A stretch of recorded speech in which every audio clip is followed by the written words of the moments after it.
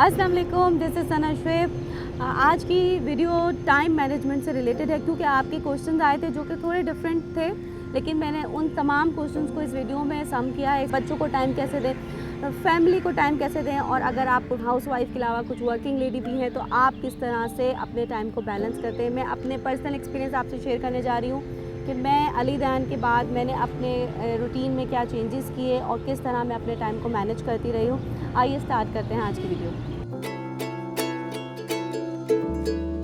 अक्सर मदर्स कहती है कि हम अपने बच्चों को टाइम नहीं दे सकते, या जब मैं उनको कहती हूँ कि आप इस तरह की एक्टिविटीज़ प्लान कर लें या डिज़ाइन कर लें या ये मटेरियल घर में इस तरह बन सकता है, तो डेफ़िनेटली आपकी एक्सक्यूज़ ये होती है कि हमारे पास इतना वक्त नहीं होता। अक्सर मुझसे ये सवाल किया जाता है कि मैं अपना प्रोफेशनल लाइफ, फैमिली लाइफ किस तरह बैलेंस कर रही हूँ, किस तरह मैं लुक आफ्टर कर रही हूँ सारी चीज़ों को। तो इस तमाम क्वेश्चंस को मैं इस तरह ले लेती हूँ कि हम टाइम मैनेजमेंट, एक्चुअली ये सारी प्रॉब्लम इस वजह से है कि हम अपने टाइम को ठीक तरीके से मैनेज नहीं करते। और शुरू में थोड़ा सा सोचना पड़ेगा और अपने दिन को प्लान करना पड़ेगा, शेड्यूल करना पड़ेगा। अगर आप एक दिन नहीं प्लान कर सकते तो आप एक वीक प्लान करें, ठीक है। तो प्लान आपने इस तरह करना है, आपकी मेन हेडिंग्स होनी चाहिए जिसमें अगर आप वर्किंग हैं तो आपके वर्क आवर्स क्या हैं और आप अपने वर्क टाइमिंग को किस तरह मैनेज कर रही हैं, फैमिली टाइम क्या है आपका, तो घर के अंदर जो आपके वर्किंग आवर्स हैं तो आप उनको किस तरह मैनेज करेंगी। इसी तरह आपने टाइम निकालना है किड्स, टाइम फॉर किड्स जो है आप कितना दे रही हैं। और इसी तरह आपकी एक मेन हेडिंग है जो कि बहुत ज़रूरी है, जो हम लेडीज़ इस पर हम अमल नहीं कर पाते, सेल्फ़ केयर। सेल्फ़ केयर के लिए भी आपको टाइम मैनेज करना है, यानी जब आप अपना दिन प्लान करेंगी तो उसके अंदर ये सारी मेन हेडिंग्स होंगी। आपने देखना है क्या बहुत ज़रूरी है और क्या अननेसेसरी है।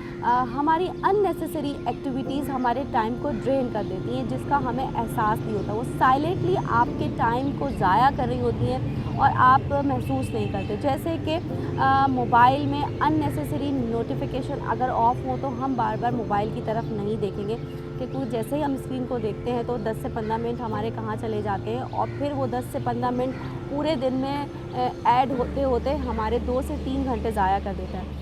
इसी तरह अननेसेसरी मोबाइल पे गुफ्तगू या अननेसेसरी एक्टिविटीज़ जो है वो हमारे दिन को ज़ाया कर रही होती है। तो सबसे पहले आपने जब शेड्यूल करना है तो जो चीज़ें बहुत ज़रूरी हैं और जो काम बहुत ज़रूरी हैं उन पे फोकस करके आपने लिस्ट बनानी है। जैसे कि अगर आप एक घर में हैं तो आपको पता है सुबह आपको क्लीनिंग का काम देखने हैं, घर में कुकिंग करनी है, बच्चों की एजुकेशन से रिलेटेड काम है, फैमिली टाइम है, तो आपने देखना है कि ये वो काम है जो बहुत ज़रूरी हैं आज मेरे करने वाले, तो मैं करूँ। देखिए, अगर आप अपने दिन को प्लान करने की आदी नहीं हैं तो आप कभी भी एक अच्छा रिज़ल्ट, एक अच्छी अचीवमेंट, एक कामयाब ज़िंदगी नहीं गुजार सकते। एक कामयाब ज़िंदगी गुजारने के लिए एक ऑर्गेनाइज़, एक प्लान डे बहुत ज़रूरी है।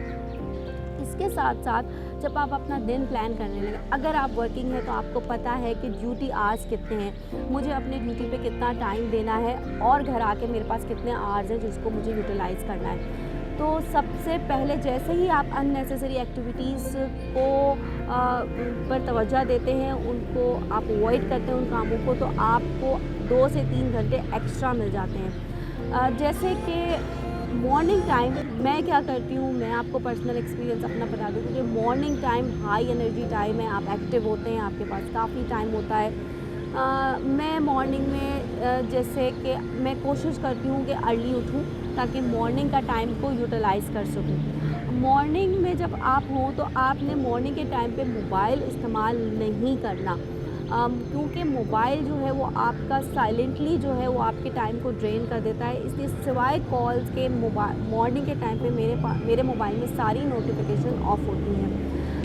इसके बाद आपने क्या करना है कि अगर आप कुकिंग करती हैं तो आप दोपहर का अगर वो टाइम है कुकिंग का या इवनिंग में आप करती हैं, जब भी करती हैं तो आप होल डे की कुकिंग एक साथ कर लें, ताकि आपका एक काम बिल्कुल वाइंड अप हो जाए। यानी आप 2 से 3 काम एक साथ करने के बजाय, यानी पूरे आप किचन में जाते हैं, उसी किचन के आपने अगर 2 आवर्स रखे हैं तो उसी किचन के काम को आप 2 आवर्स में पूरे दिन की कुकिंग, उसमें किचन की क्लीनिंग या उसका जो भी आप ऑर्गेनाइज़ करते हैं किचन, उसको आप बैलेंस करें।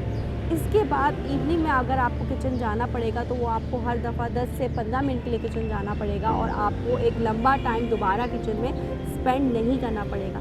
इससे एडवांटेज ये होता है कि आपका इवनिंग का टाइम फ्री हो जाता है और आप दूसरे कामों को बेहतर तरीके से टाइम दे सकते हैं। इसके अलावा जब आप क्लीनिंग का अगर काम घर में करते हैं तो उस दौरान आजकल ऑडियो बुक्स का बहुत अच्छा कॉन्सेप्ट है और अगर आप लर्निंग हैं, स्टूडेंट हैं, कुछ लर्न कर रहे हैं या आपकी प्रोफेशनल लाइफ है जिसमें आपका रिसर्च वर्क है और जिसमें आप कुछ सुनना चाहते हैं, तो आप मोबाइल को ऑडियो और स्पीकर पे करके आप लिसन करके अपने उस काम को वाइंड अप कर सकते हैं क्लीनिंग के काम के साथ।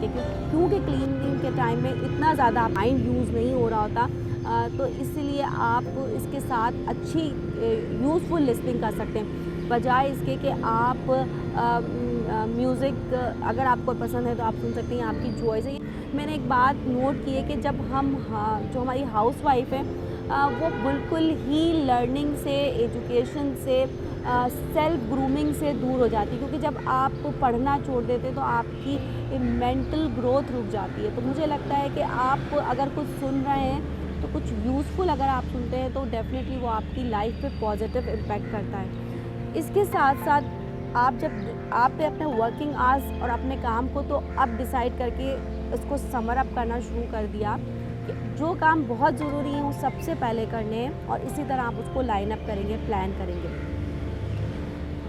अब आते हैं फैमिली टाइम पे। फैमिली टाइम में ज़ाहिर बच्चे हैं, बुज़ुर्ग भी हो सकते हैं और ज़ाहिर आपके पार्टनर भी हो सकते हैं, तो आपको ये पता होना चाहिए कि आपका पार्टनर किस टाइम फ्री होता है और आप उसको किस टाइम उनको किस वक्त आपकी ज़रूरत है और आप अपने टाइम को इस तरह से मैनेज करें कि उस वक्त आप उनको क्वालिटी टाइम दे सकें।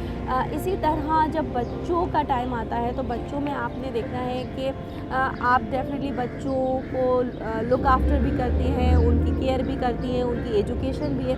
तो बच्चों के टाइम को आपने डिवाइड करना है 3 हिस्सों में, जिसमें एक टाइम होना चाहिए उनकी केयर से रिलेटेड, जिसमें उनकी हाइजीन आ जाती है, जिसमें उनकी डाइट आ जाती है। ज़ाहिर जब आप कुकिंग करें तो उस वक्त आपको पता है बच्चों ने क्या खाना है, तो आप उनके हिसाब से कुकिंग कर लेते हैं। इसी तरह आपने ये सोचना है कि जब बच्चों की एजुकेशन का जो आर है वो कितने होने चाहिए और आप उसमें क्या प्लान करेंगे। अच्छा, बच्चों के टाइम को ऑर्गेनाइज़ करने से पहले एक टाइम आपने ऐसे रखना है कि बच्चों की गैर मौजूदगी में जब वो स्कूल जा रहे हैं तो उनकी जो एजुकेशन आज आपने जो उनको लेसन देना है उस पर आपने उनकी गैर मौजूदगी में ही वर्क कर लेना है, ताकि जब वो आएँ तो आप उनको डायरेक्ट उनकी लर्निंग स्टार्ट कर लें, यानी मटीरियल आपका बना हुआ हो और जो भी आप उनको वर्कशीट्स देने वाले हैं, जो भी आप बुक्स देने वाले हैं उस पर आप ऑलरेडी काम कर चुके हैं। इसके साथ एक टाइम आपका ऐसा होना चाहिए जो बच्चे का प्ले टाइम हो, जिसमें आप बच्चे के साथ प्ले करें। वो प्ले टाइम ऐसा होना चाहिए जो बच्चे की एज और बच्चे की मर्ज़ी, बच्चे की विश के अकॉर्डिंग हो। वो इंडोर गेम भी हो सकता है और आउटडोर भी हो सकता है, यानी अगर आप डेली आउटडोर नहीं भी जा सकते तो आपने इसको ऑल्टरनेट डेज पे डाल देना है कि एक दिन हम इंडोर गेम खेलेंगे और एक दिन हम आउटडोर कोई एक्टिविटी के लिए जाएंगे। तो इस तरह से आप अपने दिन को प्लान करते जाएंगे तो आपके दिन में गुड कंटेंट आएगा, यूज़फुल कंटेंट आएगा और आप उसके पॉजिटिव रिजल्ट देंगे। आपकी रिलेशनशिप स्ट्रॉन्ग होगी, आपकी अपनी लाइफ में खुशियाँ आना शुरू होंगी, क्योंकि जब आप बर्डनाइज होती है कि ये काम रह गया, वो काम रह गया, आप फिर बच्चों को क्या कहती है, निगलेक्ट करती है कि आप बच्चों को कहती है जाओ भाई कुछ कर लो, आप कुछ और देख लो, कुछ कर लो, मुझे ये करना है। इसलिए आप मॉर्निंग के टाइम में अपने नेसेसरी काम कर दें। अगर फिर आपको रेस्ट करना है तो बहुत अच्छा टाइम है कि आप अपने बच्चों के साथ ही जब वो स्कूल से आते हैं तो आप उस टाइम पे रेस्ट कर लें, और वो स्टोरी का भी टाइम हो सकता है, बच्चों से बातचीत करने का भी टाइम हो सकता है उसी टाइम में। जब अली दयान छोटे थे तो मैं क्या करती थी, मैं किस तरह मैनेज करती थी, क्योंकि वो घर पे ही होते थे, उनकी मोस्टली लर्निंग मेरे साथ ही हुई है। तो मैं मॉर्निंग में मैं उनको एक्टिविटी टाइम देती थी, क्योंकि मैं खुद भी काम कर रही होती थी घर में, तो उनको भी मैंने एक्टिविटी टाइम दिया हुआ था। वो किचन में एक उनका शेल्फ था, एक कैबिनेट था, जिसमें वो किचन से रिलेटिंग पोरिंग, सॉर्टिंग और जिसमें वो पेंटिंग भी वहीं कर लिया करते थे। एक शेल्फ और एक कैबिनेट उनका था जिसमें उनका ही चीज़ें होती थी जो उसको निकालते थे और मेरे साथ काम करते रहते थे। मैं भी किचन में काम करती रहती थी, वोकैबुलरी उनको देती रहती थी, तो मेरा काम किचन में भी हो रहा होता था। अली दयान मेरे साथ इंगेज भी होते थे और मैं उस टाइम को उनके लिए भी यूज़फुल बना लेती थी और अपना काम भी कर लेती थी। इसी तरह इवनिंग के टाइम को हमने आउटडोर रखा हुआ था कि मैं भी आउटडोर जाके वॉक कर लिया करती थी और अली नयान भी पार्क में इंजॉय कर लिया करते थे। आपकी अपनी केयर भी बहुत ज़रूरी है। सेल्फ़ केयर में आपको देखना है कि आप अपनी डाइट क्या ले रहे हैं, आप कितना एक्टिव हैं, आप एक्सरसाइज के लिए कितना टाइम दे रहे हैं और आप अपनी पर्सनल केयर के लिए, पर्सनल हाइजीन के लिए कितना टाइम दे रहे हैं। रात को सोने से 10 से 15 मिनट अगर आप अपनी सेल्फ़ केयर करते हैं तो वो आपको ना सिर्फ सूदिंग इफ़ेक्ट देता है बल्कि अगले दिन आप मॉर्निंग अपने आप को फ्रेश फील करते हैं। फ़ोन पे अननेसेसरी गुफ्तगू, लंबी बातें, आप खुद सोचें कि आप जो बात कर रहे हैं उसका आपकी ज़िंदगी में क्या इम्पैक्ट पड़ रहा है। अपने दोस्तों से आप किस तरह की गुफ्तगू करते हैं, क्या आप एक्स्ट्रा अननेसेसरी गुफ्तगू करते हैं। थर्ड पर्सन के बारे में ज़्यादा बात करना आपके वक्त को ही ज़ाया करता है। एंटरटेनमेंट के लिए मुझे लगता है आपके बच्चों के साथ खेलने से अच्छा टाइम कोई नहीं है। अगर आप उनके साथ खेलते हैं, स्माइल करते हैं, ना सिर्फ वो आपके रिश्ते को स्ट्रॉन्ग करता है बल्कि वो आपको एक्चुअल में सेटिस्फाई करता है, बजाय इसके कि आप एक किसी स्क्रीन के साथ एंटरटेनमेंट को जोड़ें। तो अपने फैमिली टाइम को ही एंटरटेनमेंट का टाइम बनाएं, उसको हैप्पी बनाएं, उसको यूज़फुल बनाएं। तो आपको अपने टाइम को मैनेज करने में आप भरपूर एक अच्छा दिन गुजारेंगी तो आपको बहुत अच्छा लगेगा। अच्छा, जब आप शेड्यूल करें तो एक बात का ख्याल रखिएगा कि एक काम से दूसरे काम में 10 से 15 मिनट का गैप रखिएगा। यानी जब आप टाइम लिख रहे हैं कि मुझे 2 घंटे में कुकिंग करनी है, तो कुकिंग के बाद जो आप अगला टास्क आप रख रहे हैं उसमें 10 से 15 मिनट का गैप एटलीस्ट ज़रूर रखें। क्योंकि कुछ काम अगर लेट हो रहे हैं, आपसे उस टाइम पे ख़त्म नहीं हो रहे, शुरू में आपको ये प्रॉब्लम आएगी तो वो आपको परेशान कर देगा, वो शेड्यूल आपको परेशान कर देगा और आप कहेंगे कि शेड्यूल के अकॉर्डिंग हम काम नहीं कर पा रहे। तो जो 15-15 मिनट के गैप अगर आप रखते हैं टाइम में, तो अगर कोई काम लेट हो रहा है तो आप को टेंशन नहीं होगी, आप परेशान नहीं होंगे कि लो अगले वक्त का काम आ गया। यानी ये कोई ऐसा नहीं है कि कोई हार्ड एंड फास्ट रूल है। आप ट्राई करें, इसको मैनेज करना शुरू करें, शेड्यूल करना शुरू करें तो आपको बहुत अच्छे रिजल्ट्स मिलना शुरू हो जाएंगे।